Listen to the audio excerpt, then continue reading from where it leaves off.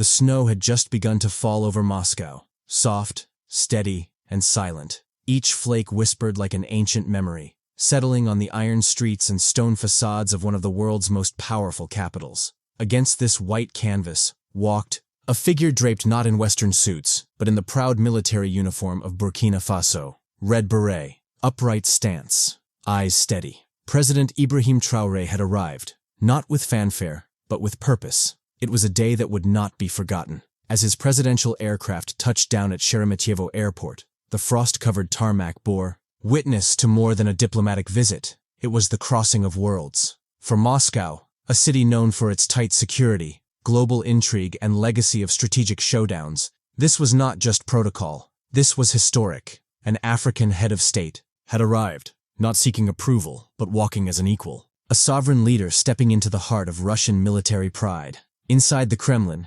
cameras were prepped and meetings were scheduled, but the air outside, where Traoré first set foot, spoke louder than any press release. Snow crunched beneath his boots as Russian military officers stood in line, saluting as he descended the jet stairs, their breath visible in the icy wind, their posture stiff with formality, but their eyes watching with curiosity. For many, it was their first time seeing a leader from West Africa arrive not under Western escort, but by personal command, as a guest of the Russian Federation. Behind Traoré walked his delegation, young, composed, pan-African in attire and spirit. They carried leather briefcases, encrypted tablets, and most of all, pride. They were here not for aid, not for permission, but for partnership. This was the new language of African diplomacy, confident, strategic, and unshackled from colonial etiquette. As snow continued to drift through the air, President Traoré reached the front of the honor line. He raised his hand to acknowledge the Russian officials, but he did not bow. He simply nodded, a gesture that said, "We are here. We remember who we are, and we walk as equals." In that moment, as Red Square awaited his next steps, the snowfall became something else entirely, the quiet backdrop of a chapter being written in African history. The sound of boots on snow rang with crisp precision. Russian ceremonial guards stood tall and disciplined in their woolen greatcoats, their faces expressionless under the stern Moscow sky. The lineup at Sheremetyevo was textbook protocol. Flags raised, national anthem cued, a red carpet stretching just far enough to remind both guest and host of the importance of the moment. President Ibrahim Traore moved forward with quiet confidence. His uniform, distinctly Burkinabe, stood out among the forest of muted Russian greens and grays. At his side, Commandant Ouattara and several senior aides walked in synchronized dignity, their eyes scanning the atmosphere, alert but collected. It was a symbolic scene, an African leader being received not as a subordinate, not as a figurehead, but as a man of equal stature by one of the world's greatest military powers. Cameras clicked, a live feed pulsed into internal Kremlin monitors. Diplomats watched closely. Then, it happened. One of the uniformed Russian officers in the lineup, a captain with visible medals and an unreadable expression, broke rhythm. As Traoré approached, each officer before him raised a firm salute, a synchronized display of military respect. But this captain remained still. No salute, no nod, not even a glance of acknowledgement. The moment was brief, less than 2 seconds. But in diplomacy, silence can speak louder than words. And in military ceremony, every motion is deliberate. Commandant Ouattara's brow tensed. One of Traoré's aides blinked in disbelief. A sharp inhale passed between two younger delegation members.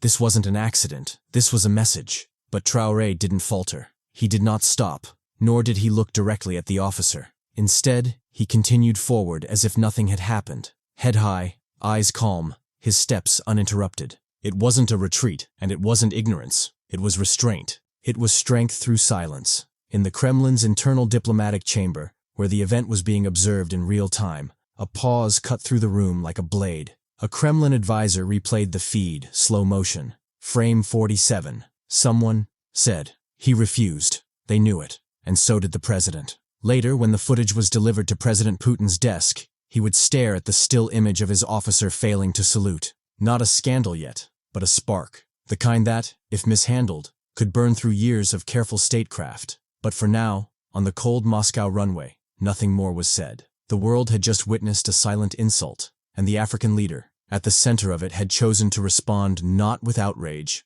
but with unwavering dignity. Within the granite walls of the Kremlin, away from the ceremony and distant from the watching press, A quiet storm was already brewing. In a room lined with large monitors and worn leather chairs, a team of protocol officers and security analysts huddled over playback footage of President Ibrahim Traore's reception. Pause. Go back. Frame 47. A senior aide to the Kremlin's diplomatic command said, eyes narrowing. The image froze. Traoré walking forward in military dress, dignified and focused. To his left, the Russian captain, still rigid and unmistakably unsaluting. No blink, no gesture, no excuse. The room went silent. For trained eyes, this wasn't just a mistake, it was a breach. In protocol terms, the absence of a salute to a visiting head of state, especially one received with full honors, was more than a gesture. It was a signal. And in the halls of global diplomacy, signals are never without consequence. Word traveled fast through the Kremlin's inner circles. By early evening, the video had landed on the desk of President Vladimir Putin. He watched it only once. The screen flickered, paused on the critical moment. A long silence followed. Putin leaned back in his chair, fingers pressed together, unmoving. He saw him? Putin finally asked, his voice measured. Yes, sir, replied the aide. Direct line of sight. Every other officer saluted. Putin did not raise his voice. He didn't need to. His face gave nothing away, but the chill in his eyes was colder than the Moscow snow outside. Find out who he is. Quietly. Remove him from public duty. I don't want this to grow. And what about an apology, sir? The aide asked carefully. Putin turned toward the window, watching snowflakes drift past the glass. Not yet, he said. Traoré didn't make it an issue.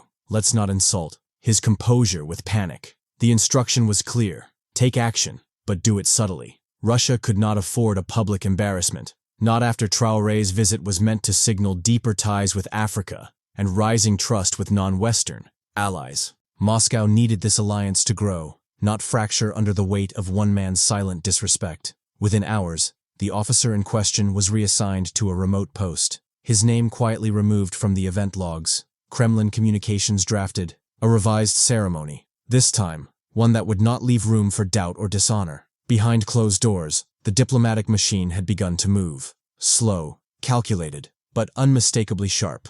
Russia had received Traoré with snow and salute. Now it would answer his silence with strategy. That evening, as the red brick towers of the Kremlin glowed beneath the winter dusk, President Ibrahim Traoré sat quietly in his temporary residence, a modest but well-guarded diplomatic suite, just blocks from the heart of Russian power. His uniform hung neatly on a chair, dusted with snowflakes from earlier, but his mind remained sharp and untouched by the chill. His senior aides, however, were not so calm. Commandant Ouattara paced the tiled floor. With all due respect, mon capitaine, he said, his voice tense. That man insulted you. Before cameras. Before his own commanders. The others in the room murmured agreement. One of them, a younger diplomat, clenched his fists. We should lodge a protest immediately. This is not how our president should be treated in Moscow. But Traoré didn't rise. He didn't match their anger with fury. Instead, he reached for the small leather-bound notebook he always carried, a gift from his grandfather,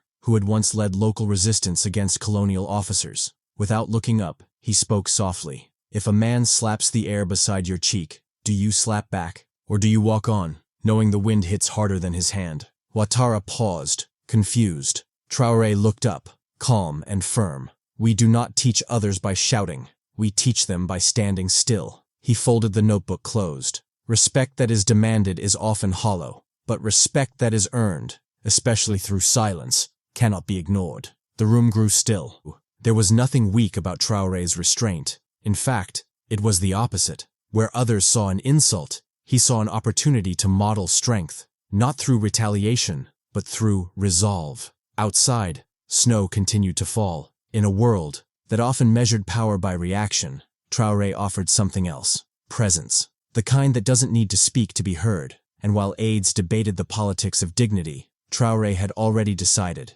The world would witness his response, not in what he said, but in how he walked forward. He would not demand respect. He would command it, quietly. 2 mornings after the quiet insult, President Ibrahim Traoré awoke to a revised schedule slipped under his door by the Kremlin protocol office. The paper was crisp, the wording formal, yet one sentence stood out like a flare in the snow. A special ceremony in your honor has been arranged by executive instruction. Traoré said nothing. He merely folded the note and nodded. Something had shifted. By early afternoon, Red Square was a canvas of disciplined spectacle. The ancient cobblestones, dusted in snow, bore the boots of Russian ceremonial guards standing in perfect formation. The thunder of snare drums rolled from the Kremlin walls. Flags of Burkina Faso and Russia flanked the square, raised equal in height, equal in wind. News cameras clicked into position. Military bands tuned brass beneath the marble skies. An announcer whispered final instructions into a small mic, and then the motorcade arrived. As President Traoré stepped from his vehicle, his coat collar stiff against the wind, the drums stopped. Silence. Then, the sharp, synchronized snap of rifles raised to attention. A full battalion of Russia's elite ceremonial guard stood tall. Their commander marched forward and delivered a crisp, extended salute directly to Traoré. This time, no hesitations, no eyes averted. The symbolism was clear. Moscow was correcting its earlier misstep, and then came the moment no one expected. A second officer approached Traoré holding a scroll. Before the cameras and witnesses, he unrolled it and read aloud in formal Russian, with French translation trailing. By order of the President of the Russian Federation, we extend full honors to the head of state of Burkina Faso, Captain Ibrahim Traore, for his leadership, restraint, and dignity. We acknowledge with regret the breach of protocol upon his arrival, and reaffirm our deep respect for the sovereignty of the African continent. There were no cheers, just the deep thud of drum beats returning, solemn and slow. To most watching, this wasn't just a salute, it was a recalibration.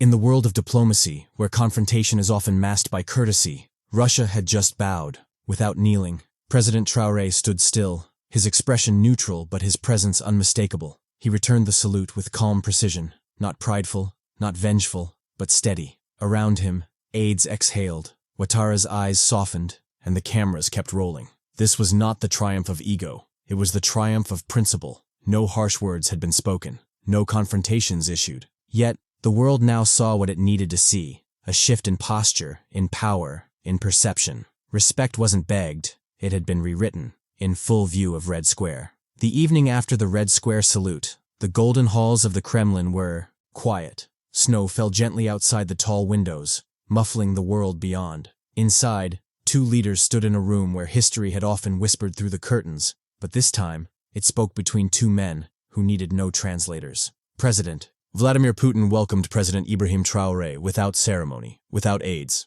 Just two chairs, a dark wooden table, and the soft clink of teacups. The conversation began not with politics, but with shared understanding. After a brief moment, Putin reached into a drawer and placed a sealed folder on the table. Inside, he said evenly, is the dismissal order for the officer who failed to salute you. He didn't slide it across the table. He simply let it rest there. A symbol, not a weapon. Traoré looked at the folder, then back at Putin. Why show me this? He asked. Because, Putin replied, respect in my country must not be partial. You stood tall. That silence, on the runway, it insulted more than just you. There was a long pause. A silence that was neither cold nor heavy, but respectful. Finally, Traoré answered, I didn't come here to break a man's future. He failed a protocol, not a principle. Let this gesture be enough. He pushed the folder back across the table. Putin nodded once, slowly. Then it remains closed. No further words were needed. Between them, an understanding had been forged.